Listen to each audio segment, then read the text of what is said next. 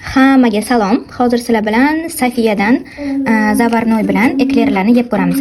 Bu shokoladni olib ko'rdim. Narxi 31 ming edi, agar to'g'ri esimda qolgan bo'lsa. Ammo meniki 25 ming. Birinchi zavarnoy yeb ko'raman. Bismillahirrohmanirrohim. Mana krema.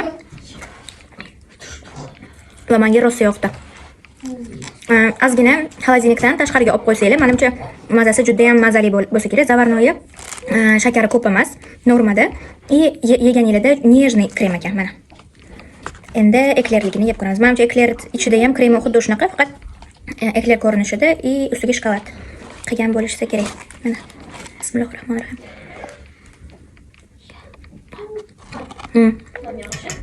Mana ichida xuddi mana shunaqa krem. Nejniy zavarnoy krem, faqat ustida shokoladi bor ekan. Ikkalasi ham mazali. Agar shirinlikni kamroq yeydiganlar bo'lsa, unda mana bu oddiy eklerlarni, ya'ni oddiy zavarnoylarni olsanglar bo'ladi. Agar shirinni juda ham yaxshi ko'radigan bo'lsanglar, mana shuni olib, lekin xolodilnikka qo'ymasdan ozgina xona temperaturada ushlab turib yesanglar, juda ham mazali bo'lar ekan. Yana shunaqa obzorlar kerak bo'lsa, albatta men bilan qoling, podpiska tashlab qo'ying. Bye bye.